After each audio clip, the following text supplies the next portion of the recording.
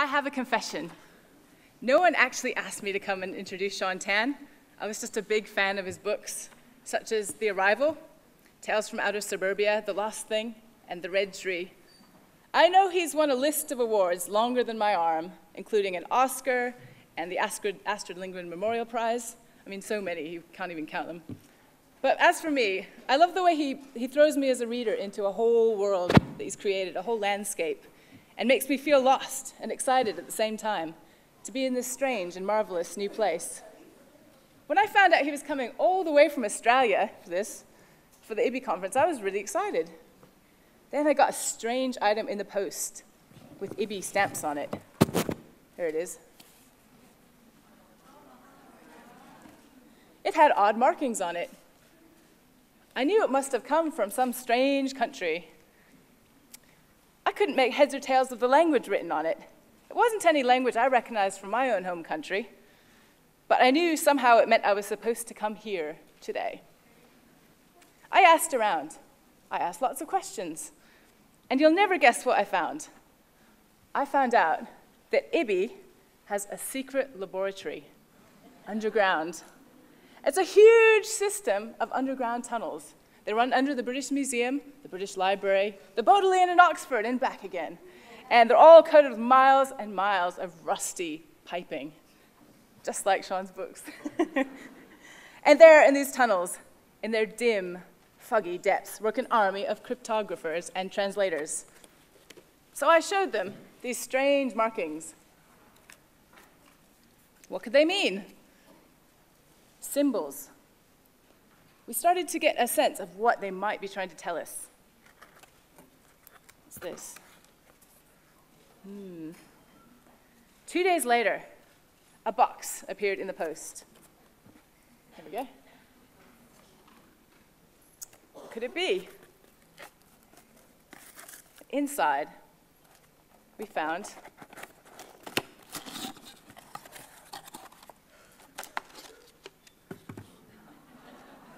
a bird, a white bird.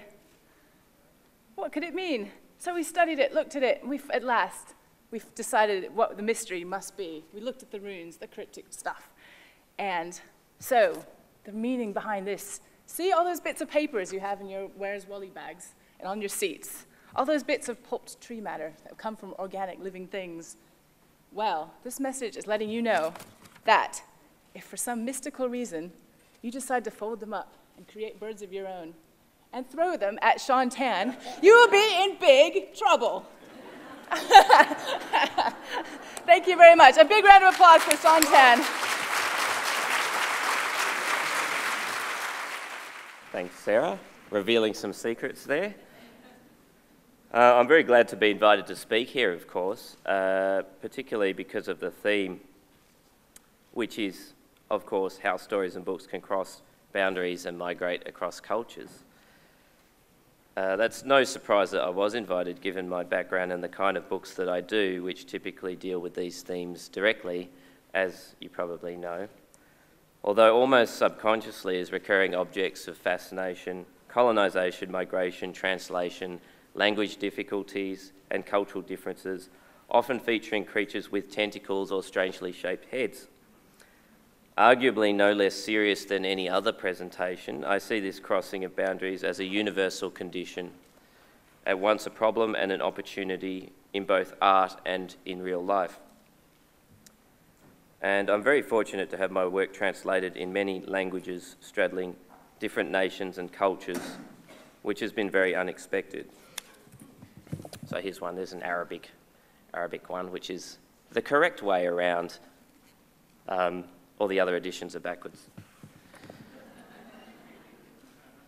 It's also worth noting that my stories find themselves inadvertently straddling reading subcultures too.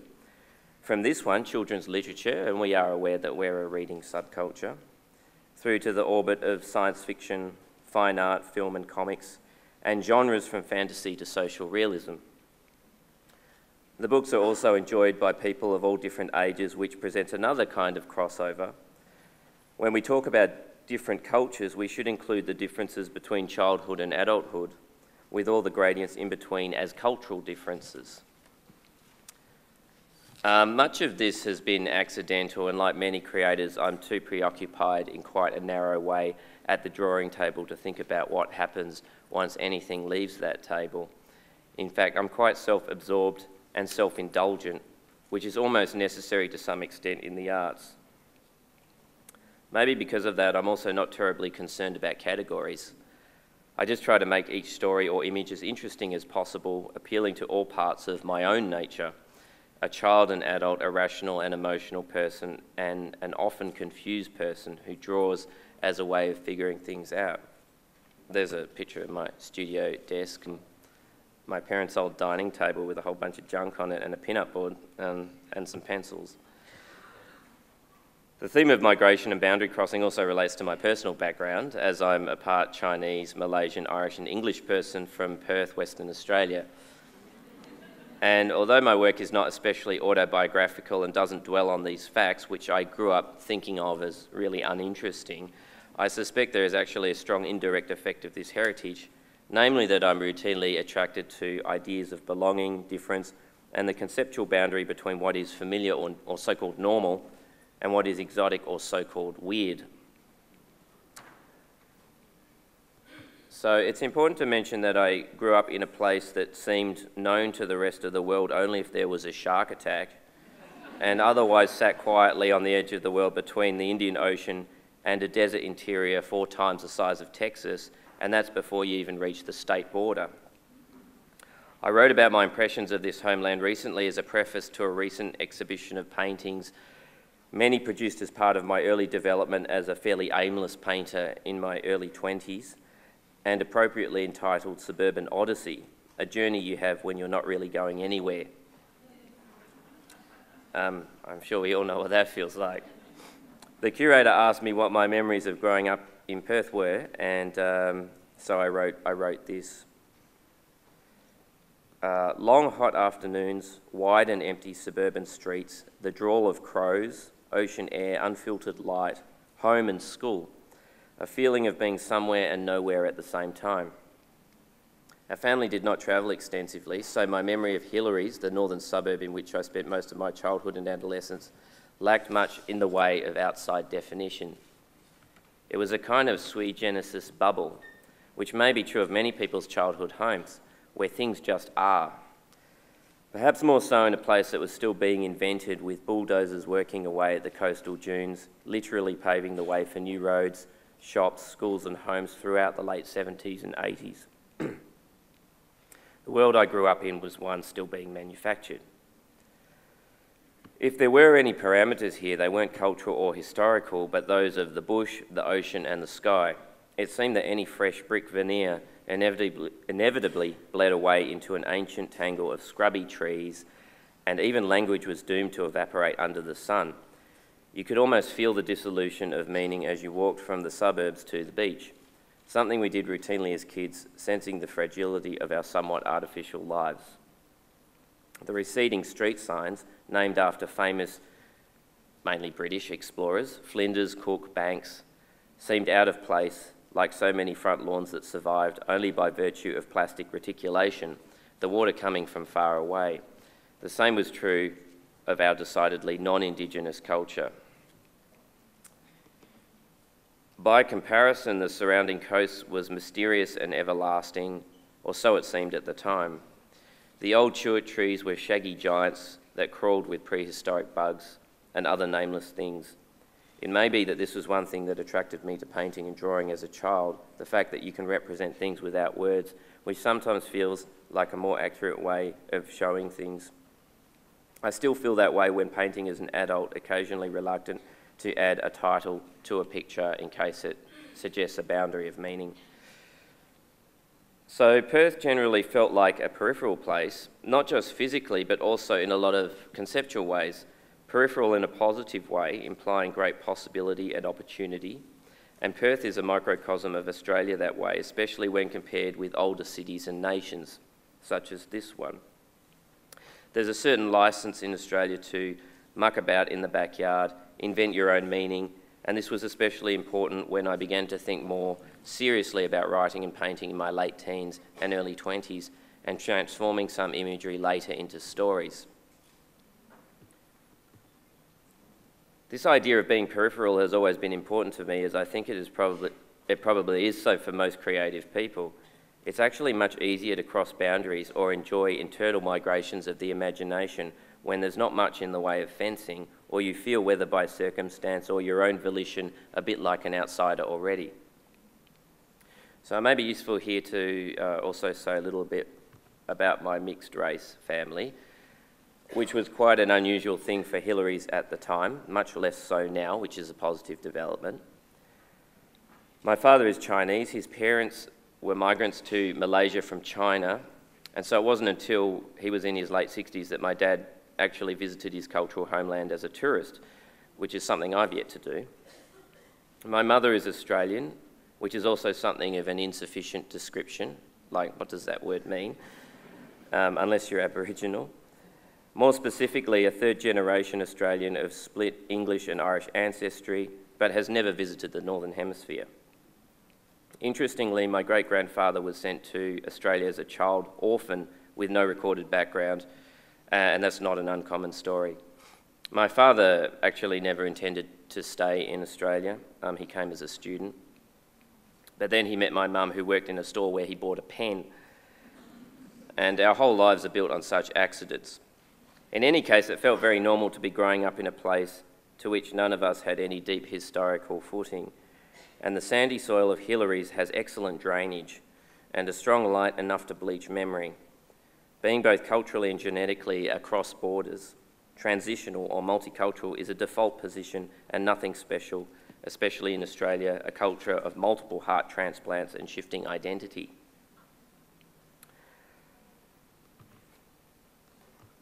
As a child, I did feel like a bit of an outsider, and don't we all? I think that's a normal state of affairs. In my case, I can lay claim to being unusually small.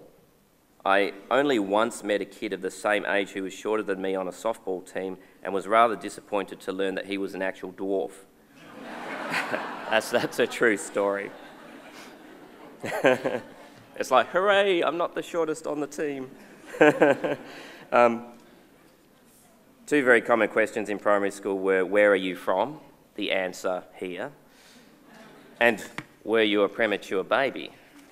The answer, no. In fact, I was always the oldest in the class because I was born on the 15th of January. More problematic was the simmering racism in suburban WA during the 1980s, when it was not uncommon to hear or see spray-painted the slogan, Asians out. All this meant, really, is that bullies didn't even have to try to think of a flaw when it came to Asian kids, which is insulting on many levels. Ideally, your enemies should struggle when it comes to name-calling. It's funny, I was just thinking about this. My mother's curse was being called freckleface, and my father, growing up in Malaysia, was a big-eyed key because he had rather round eyes, so you just can't escape. Over time, this improved, but I think it did motivate me to gain some respect through drawing and writing, or at least some precocious power of language. And being automatically outside of the forum of cool, you can actually enjoy being odd or unusual, given that being normal is simply not an option. And my good friends did appreciate that, especially a talent for drawing spaceships and monsters, which proved highly popular. So there you go, that's a good example. And I think my drawing skills really took off once I entered school and started realising, wow, this drawing thing actually has some social facility. I can actually make friends by drawing. Even though I didn't think about this much at the time, in retrospect it seems that my childhood landscape and family have a big subconscious part to play in the subjects of my books, paintings and film design many years later, particularly the subject of cultural dislocation, which seems to emerge again and again like a recurring dream. I'm not trying to address these subjects, it just keeps happening. It's also worth mentioning that my wife is Finnish and we live in Melbourne, in a street seemingly ruled by Greek and Italian pensioners, and share a house with Diego, a free-range Brazilian parrot, and two crazy budgies, our only Indigenous residents, Snowball and Philip, all of which seems completely normal. This mixed race, well, mixed family, has done, mixed species family, has done much to inspire recent stories, including both The Arrival, in which you can see the likenesses of Inari and myself, as in this picture, that's us, and a creature very much like Diego appears as a central focus as well. And stories such as Eric, the very quiet foreign exchange student, which is based on an experience with a Finnish visitor who said hardly anything for the whole 2 weeks he was with us. And for those of you who know Finnish men, this may not be surprising, or have seen Aki Kaurismäki films. And other stories like No Other Country, about an Italian migrant family with an international wormhole in their roof space, which is partly based on My Neighbours. If the play between art and life has taught me anything, it's that there is not really any such thing as normal. The ordinary, the everyday, quotidian, usual, banal, familiar, commonplace, straightforward and average, all these things are a kind of illusion. One especially suffered by adults who are too adept at categorising experience, or those unfortunate souls obsessed with monoculturalism. Meanwhile, the world continues every day to be as strange and miraculous as it was when we first saw it as toddlers, although it's not always easy to notice that as we age. Food, buildings, nature, family, belief, work, play, language, all these things that are flexible realities, something we notice especially when we travel overseas and realise that the commonplace is exotic and the exotic is commonplace, depending on what side of the tour bus window you happen to be sitting on. One of the great gifts of travel, multiculturalism and other boundary crossing, including of course reading, which I will get to, is that your own culture and language is suddenly not so absolute, normal, righteous or sacrosanct.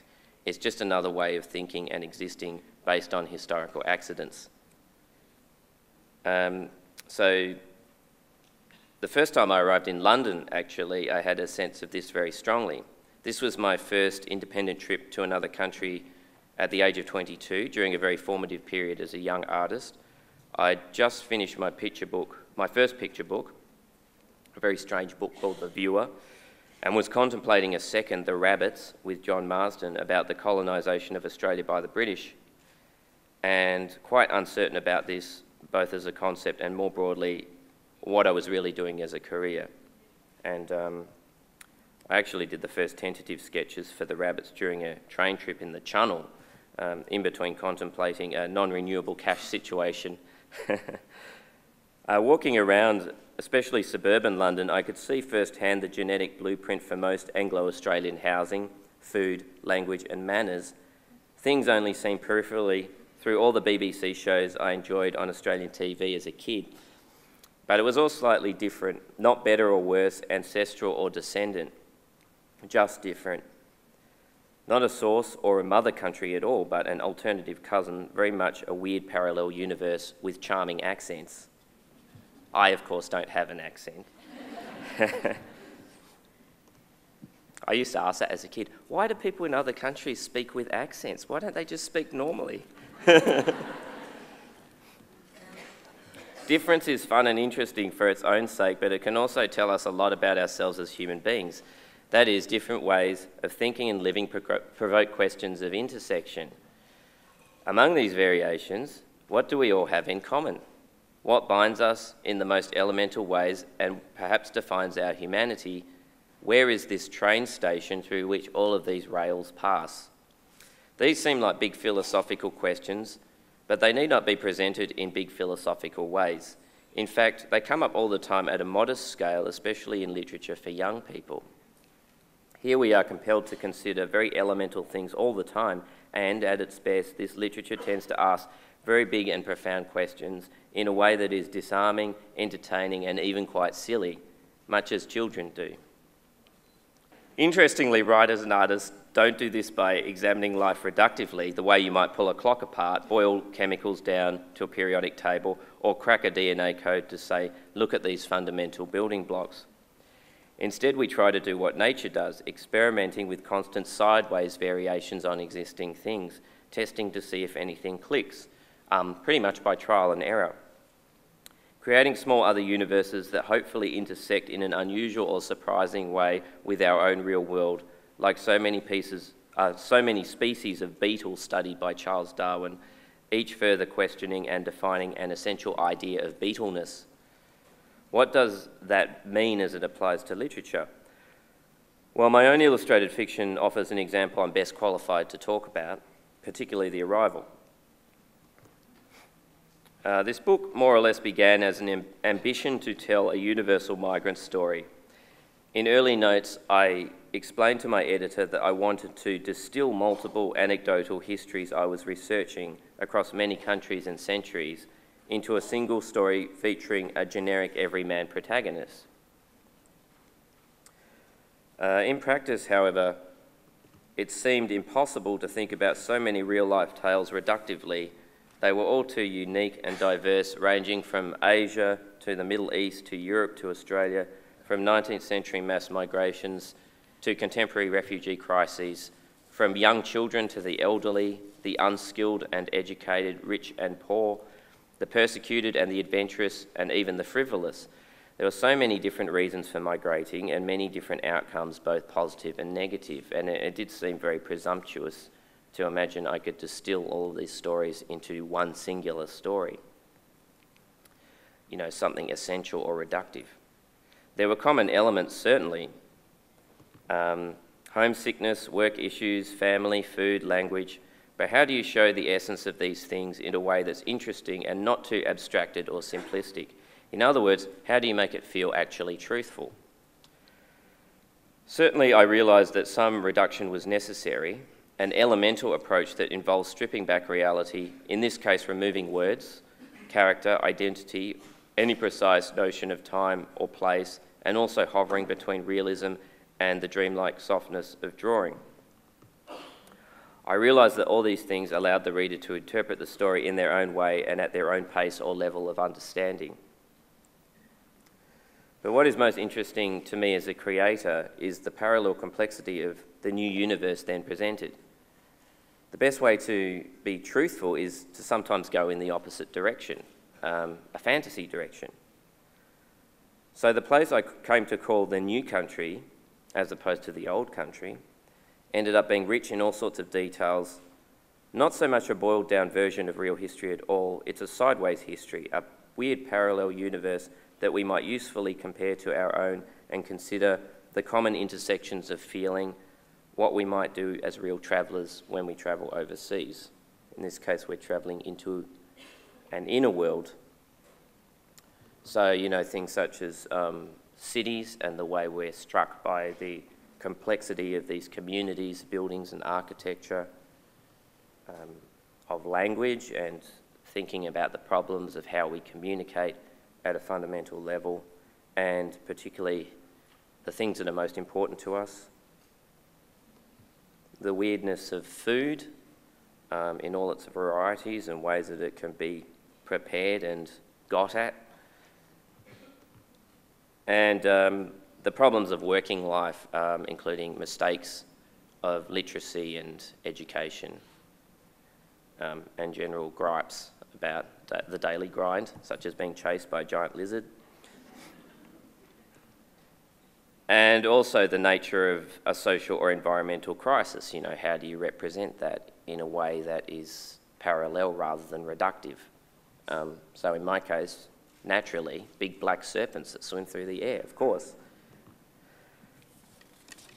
I quickly realised that instead of focusing on things that made sense and trying to explain or simplify some universal migrant experience, instead of trying to understand everything, the best thing to do was simply focus on strangeness, dislocation and complexity. In other words, trying to make a world as befuddling as our own would be to any new immigrant, to just experience what that is like. That is sufficient. Bewilderment can often bring out our best as well. It stimulates our natural human ability to draw sense from a puzzle, to use our imagination, rather than lean upon knowledge or wisdom to get us through. I think we do that too much. We also need to trust and respect the creative abilities of other people. And I do consider readers of my work as co-creators, needing to invest meaning into illustrative stories that are barely half finished. I'm actually quite careful to keep my stories half finished so that you as a reader can be involved. And surrealism has often felt essential to me for this reason. It's not really a frivolous indulgence, although I do like it, but it actually gets closer to reality in a way that's more or less like waking things up from the complacency of ordinary recognition and reminding you that ordinary reality is not actually so ordinary. We all know surrealism very well because when we were very small, pretty much everything was surreal. Bewildering, frequently mystifying, and we had to constantly use our imagination through play to test alternative realities, which is what kids do all the time. They're trying to accumulate stable meanings, ideas that seem to stick, to provide useful reference, leverage, power and authority. And so much childhood play is, on some level, a kind of intensive mental laboratory where we hone our tools of understanding and we're looking for patterns that, after a while, make sense. But in the beginning, of course, they didn't. As we figure things out, we become better at communicating, organising thoughts, comprehending meaning, discerning value and gaining wisdom, all of which is both empowering and essential. I mean, you can't survive without these things.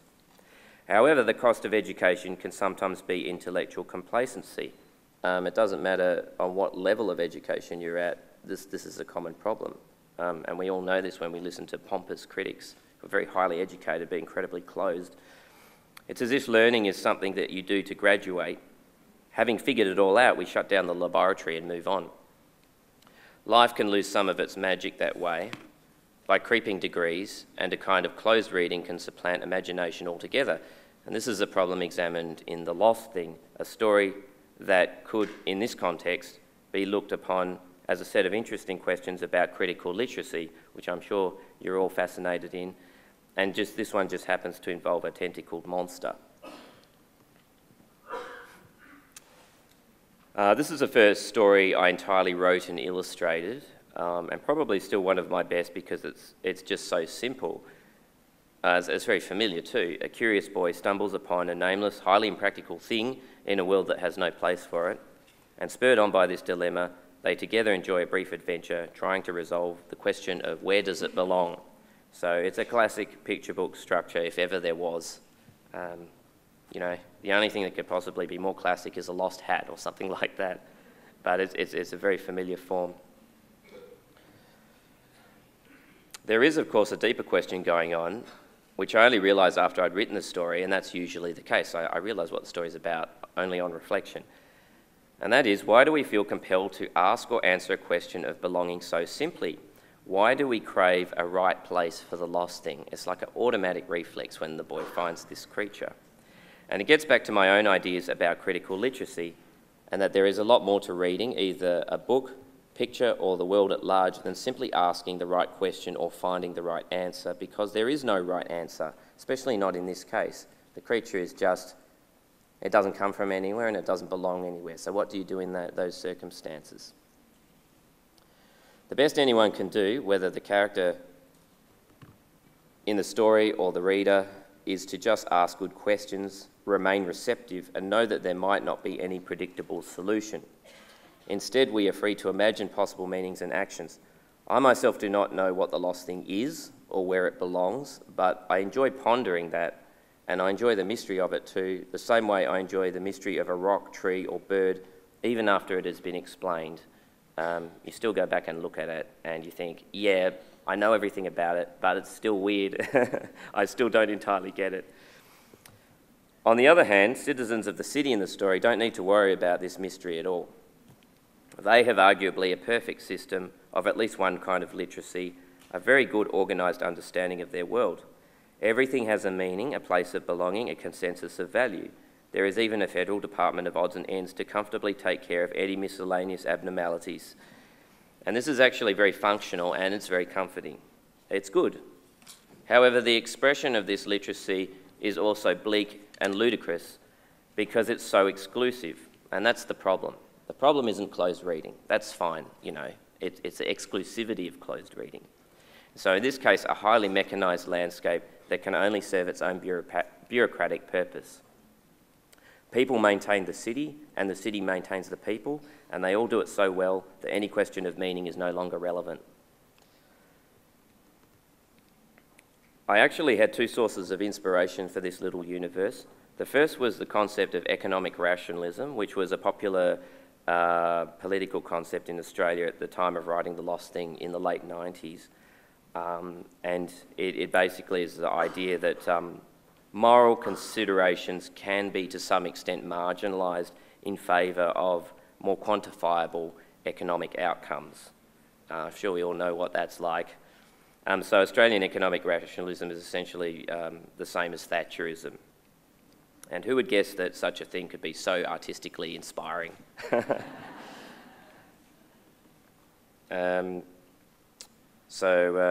It's expressed in a kind of abstract way through things such as this.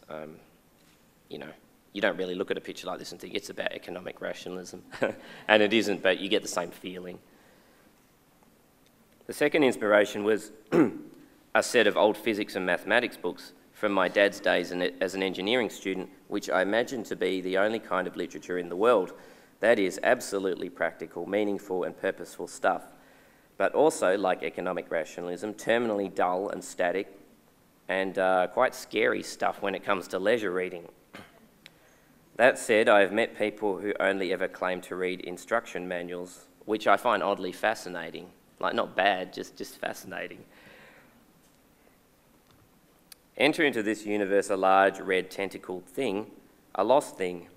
The boy, who, like the main character in The Arrival, is modelled after myself, here as a teenager, has a problem. He does not have any idea what to do with a purposeless, lost thing. On the other hand, he feels that he has to do something. It's a dilemma often faced by myself in my own life, and part of the writing process involves an examination of that anxiety. And it's the kind of dilemma that is, of course, the basis for most stories. I don't know what to do, but I need to do something. What to do about a thing that you don't entirely understand? Do you ignore it, become fearful, or treat it with compassion and take an unknown risk? And this is where a more expansive idea of visual literacy is useful, and where crazy stories such as this might transcend amusement or artistic folly and have quite a lot to do with real-world problems, such as meeting new people and encountering new situations, dealing with cultural difference, pausing to consider your own motivations and anxieties in each case. In order to deal with a lot of these things, simple recognition or comprehension might not be enough, and instruction manuals can't really prepare us for most of life's hook turns. Like this, you know, what do you do when you walk into a room, a cocktail party, and you don't know anybody? That's sort of what this is like. Pure terror. I've occasionally come across the idea of visual literacy, as of course you no doubt have, and it's a very good term, I like it a lot.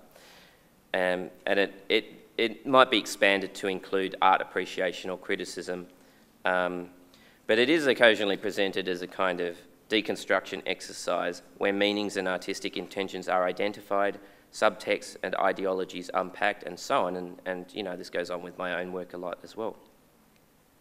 This sort of decoding can be a very important skill, but I don't think it's generally necessarily unless you're an academic, and I can say this having spent 4 years studying art theory at university. Came out at the end and I thought, fascinating, great, brilliant, not useful to me at all as an artist.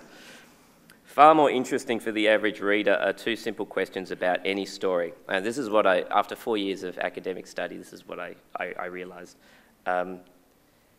This is when you look at something and you don't get it, like a lot of contemporary art or whatever. All you have to do is ask, how does it make me feel? And what does it make me think about? So it's just two questions. And that'll get you through. That covers two key things, feelings and ideas. And in good art, these go hand in hand so that meaning comes primarily from feeling and need not be terribly privileged or cloistered knowledge. It's available to anyone who permits him or herself to be open to it. The real answers are therefore not in the work, they're not in the story or picture, but they're in the reader's contemplation of their own reactions. This simple realisation can open up a lot of things for a lot of people and also diminish intellectual anxiety about reading or looking at images. You never need panic in front of a blotchy abstract painting or a peculiar art house film or an obscure picture book if you keep in mind that your own thoughts and feelings are the most important subject of analysis, not those of the artist. So don't ask what the author was trying to say. It's not relevant.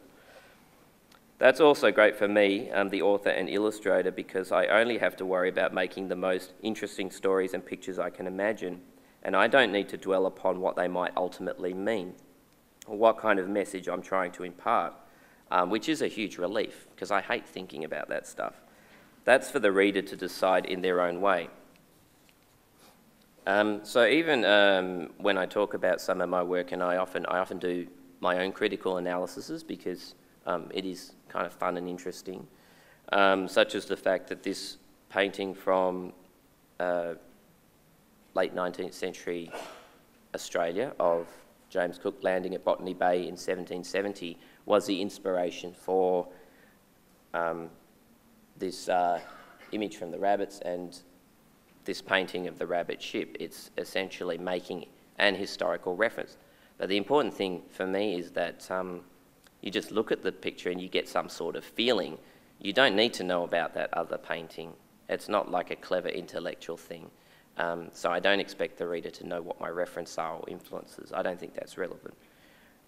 I'm just borrowing some common intuitions that we have as people living in a shared universe. So much of my interest as an artist is in stimulating myself and readers to think about mixed feelings and to reassess existing knowledge. And this is the key, our emotional responses in the face of strangeness, such as this. You know, if you see this arriving on your shore, how do you respond? It's a question I find endlessly fascinating and is at the core of every single story I've produced and am probably likely to produce until I fall off the perch or take up golf. The basic question seems to be, do we respond with compassion, hostility, or apathy? And how do the transitions in our lives affect our thinking or give us cause to reflect on what we consider to be valuable? So here's some examples of different reactions to incomprehension. In the rabbits, a very violent reaction, a lot of shootings and spearings and general mayhem, and as well as a decimation of the environment by gradual degrees, a sort of slow sort of violence.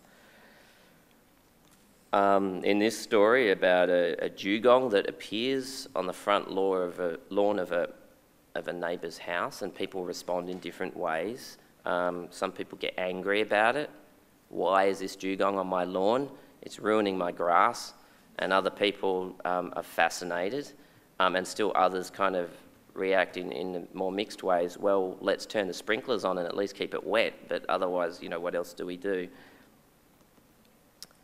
This story about two boys who encounter a deep-sea diver wandering around their neighbourhood and actually decide to play a fairly mean practical joke on him, but in doing so, they unwittingly do a good deed. And so that's sort of a interesting example where intention and result can diverge in a positive way.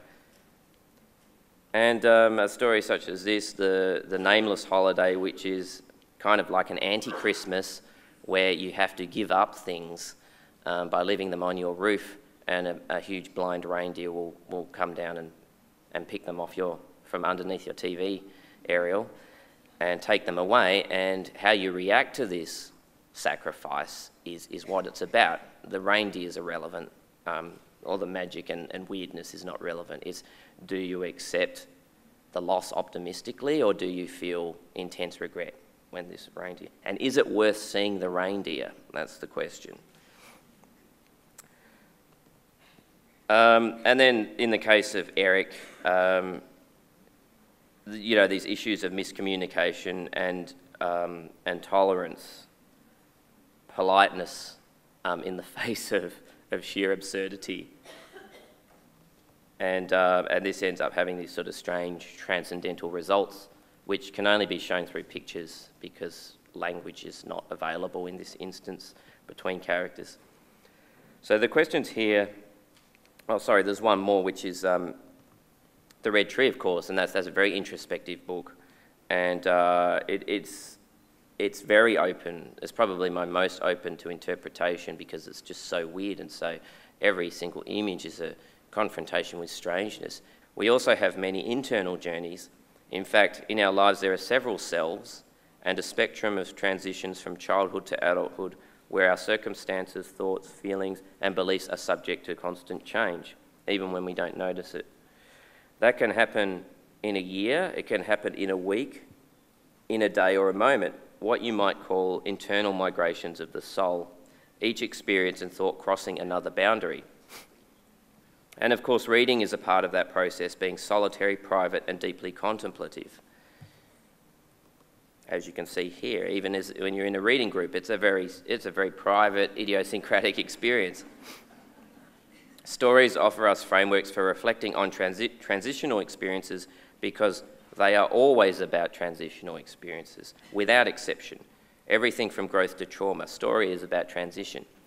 I think good stories are those that teach us to expect change, to embrace new and unknown things with empathy, curiosity, intelligence and imagination, rather than hope that everything will stay the same, normal and understandable. I mean, it would be nice if it did, but it's just not going to.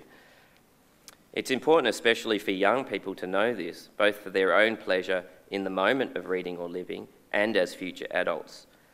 A lot of the negative forces currently shaping our world are, when you think about them, a rejection of exactly those values that reading and critical literacy might embrace: empathy, curiosity and imagination. I mean, is it any coincidence that the most prejudiced people, fundamentalists and oppressors, prefer manifestos to imagination? They're always wanting to talk and not listen, and almost always put truth before speculation, and always prefer answers to questions. Is it any coincidence too that the best scientists, artists or community leaders are often the first to admit that they don't know what's going on? And as Einstein did, that imagination is more important than knowledge. So when you think about it, moments of transition or migration, whether external or internal, are often unexpected and yet shape our lives considerably. In his book Black Swan, philosopher Nassim Nicholas Taleb suggests that our most pivotal moments are the things we don't expect, from the people we fall in love with to the September 11 attacks.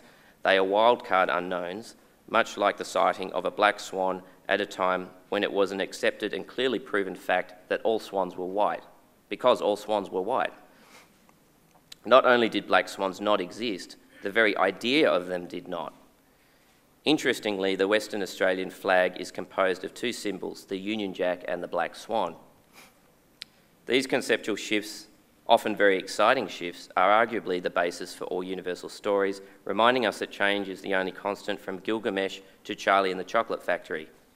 And it's always such an interesting question: when expectation is challenged or equilibrium disrupted, and we find ourselves floundering in new territory, what do we do? And how does this define who we are? These situations can bring out our best or our worst. As Taleb suggests, personality might be less defined by so-called normal life than how we behave in a crisis. We can respond with apathy, prejudice, or curiosity. Of course, the last one offers, I think, the only source of genuine hope. And curiosity is really a kind of empathy, a will to find otherness actually interesting rather than problematic. Whether that be a person from another culture, a political idea, non-human nature, or any much smaller day-to-day encounters with the unexpected, such as a giant walking tadpole sitting on your bed. And this is where the play of words and pictures moves beyond entertainment and reminds us about the flexibility of reality and also the actual pleasure of realising how limited our knowledge might be, the pleasure of speculation. Good fiction also reminds us that we are not alone in this sea of questions. I noticed this especially in response to The Red Tree and The Arrival in particular, where readers express strong feelings of identification with characters who are lost. And there's some comfort in that, in just being able to witness characters who are lost. Children in particular often comment that they like The Red Tree because it feels quite real to them, which is a very strange comment when you consider the visual unreality of the book. So here's a lost character in a very confusing world. And similarly, I receive a lot of feedback from migrants, both young and old, some of whom cannot read English, that certain sequences in the book are remarkably accurate to their personal experience. Even though, of course, it's set in an entirely imaginary world, not to mention a very flat and papery one.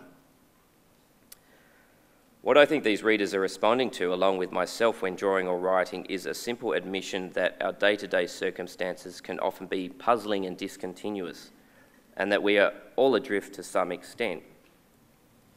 But that's okay, because the anchor and compass bearing, when things get choppy, is a deeper humanity, as it always has been, a confidence in adaptable imagination and willingness to learn, to read the world in the same way that we read crazy stories in books, such as mine. Thank you.